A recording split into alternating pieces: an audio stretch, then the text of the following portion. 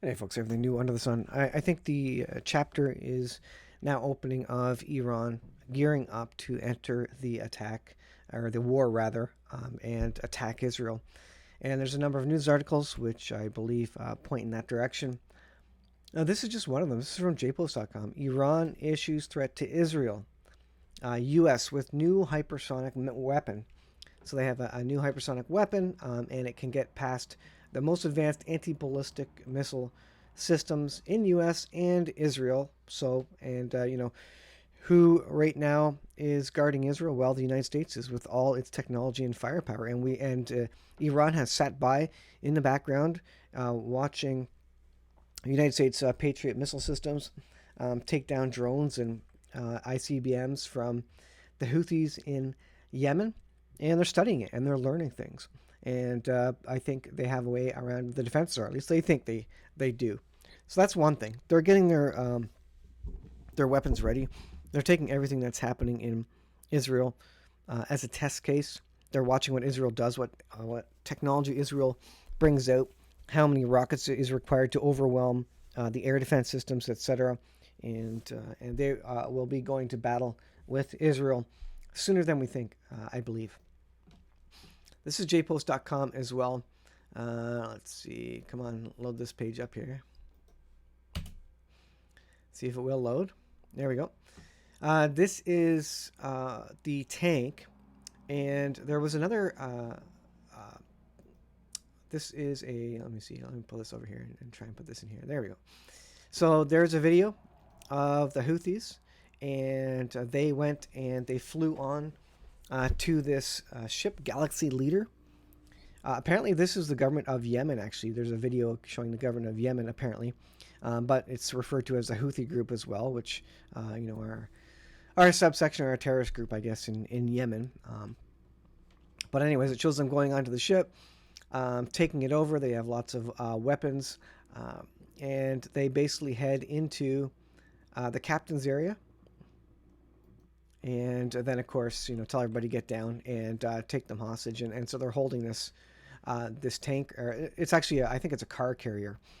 And Netanyahu said, with attack on ship, Iran has ratcheted up its aggression. Some 25 crew members of different nationalities, including Ukrainians, Bulgarians, Filipinos, and Mexicans, were on board the ship. So these, Yemenis soldiers, whatever they were, Houthis, were looking for people with Israeli passports. What were they going to do with them? Take them hostage? Shoot them on the spot, whatever it may be. We don't know, but apparently there was no Israeli national folks on board that ship, thankfully. But they're holding it. And so now what are they going to do? Tehran has increased its aggression against Israel and the free world, Netanyahu said, after Yemen's Houthis, an Iranian proxy group, had seized a British-owned, Japanese-operated cargo ship in the southern Red Sea. Netanyahu immediately blamed Iran. Again, we know lots of money comes from Iran, and why would Yemen and the Houthi rebels attack Israel if for no other reason than they're getting paid to do it by Iran? Let's take a look at this. Following repeated threats on Yemen's Houthi rebels hijack Israeli-linked ship. So there you go, Galaxy Leader. Again, this is an image of where it happened in the Red Sea, 27 hours ago.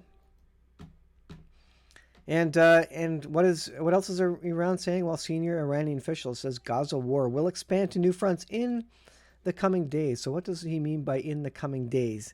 Does he mean that Iran is gathering the intel? They know what needs to be done now, as the Hamas is all but taken care of. Hamas is pretty much all wiped out, other than the hostages that are still there in Gaza.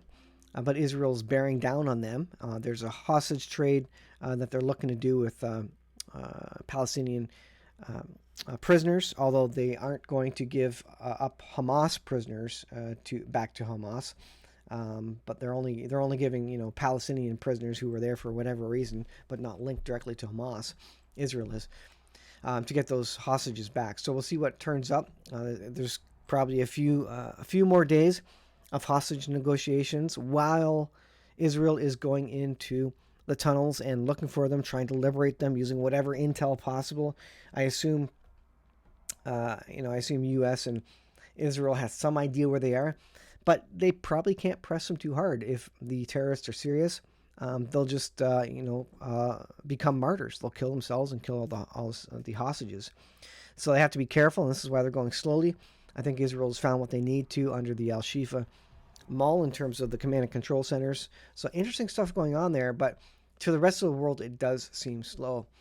Now, so I think this gives you an indication that Iran is ready to step it up. They're ready to call on the support of Russia, and this harkens back to Ezekiel 38 and 39 prophecy, the war of Gog Magog, and the alliance between Turkey, the nations from the north, Russia, whoever you think it is, but it definitely includes Persia, Iran, and Libya and other nations, Ethiopia, etc., coming into this war. And we can see Iran really chomping at the bit to get into this. They're calculating.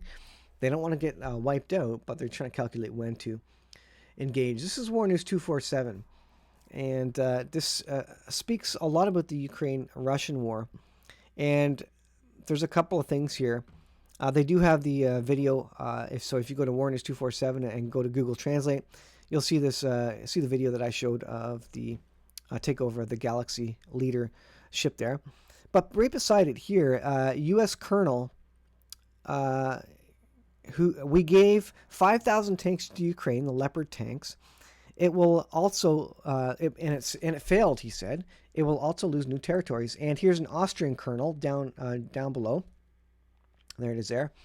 And he says German Leopard tanks were a failure. They did not help. They're being destroyed. So U.S. colonel, Austrian colonel, seemingly admitted that Ukraine is losing. And with the war in Gaza, all attention has been, switched over to that theater of war.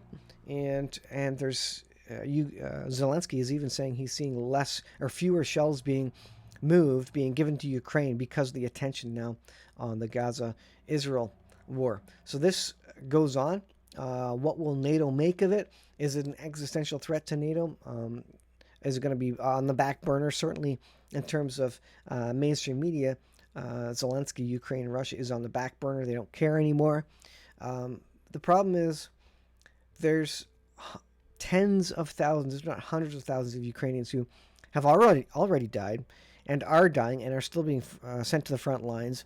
Why? Well, mainly because NATO is pushing them. NATO's encouraging this war, but NATO doesn't want to get involved in the war. And so many young lives are being absolutely wasted in, what you've heard before as basically a meat grinder of a situation. So, folks, again, I think the key update in this one is that Iran is ratcheting things up as they work through their proxies. Their proxies are ratcheting up, sending more and more advanced weaponry to Israel. Some of it getting through. The news a couple days ago was that a missile from Yemen actually did get through to Israel.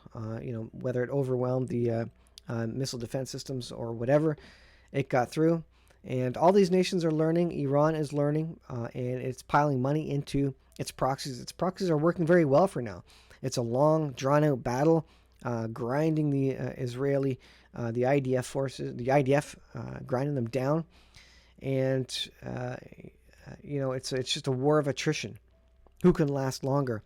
And right now, public opinion is swaying, towards the Palestinians. They think at this point, the public, the mainstream media, the world is bored with the incursion into Gaza, and now they just want Israel to get out of there and I guess let Gaza get back to normal. The rest of the world doesn't care anymore. They think Israel's done enough, but to Israel it's an existential threat. So they're cleaning up what they think they need to clean up so that this doesn't happen again.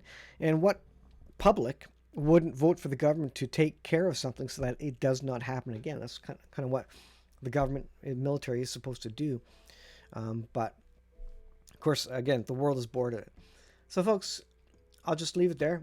Persia, Iran, they are coming into focus via their proxies, and I think we will see some significant things happen over the next couple of days as Iran possibly steps up the battle. I want to go back to the J-Post article. These articles don't like to stay loaded. So Iran with their hypersonic weapons, and in the coming days, Iran will have some sort of response for Israel, for the United States. Will it be coordinated with Turkey and Russia? Is this the big thing that's going to happen? And that's why Iran isn't doing anything immediately, because they're working behind the scenes to create an alliance of nations to come against Israel and the U.S. Could very well be. I highly recommend you watch Canadian Prepper's video with the EMP specialist, the electromagnetic pulse guy. There's a new guy there, and I think he provides interesting information about what sort of civilization-ending situation would occur if an EMP were used, and it's far worse than any of us believe it to be, if that's what's going to happen. And of course, we're not mentioned in the last days. United States, Canada, Australia, none of the Western nations are really mentioned there, other than being the young lions of Tarshish in Ezekiel 38. Were they taken out with an electromagnetic pulse? I suggest to you that they are, and it's probably electromagnetic pulse combined with a complete and total economic collapse. And at that point in time, during that period, we're literally just surviving in North America. There is no government, or the government is in absolute shambles.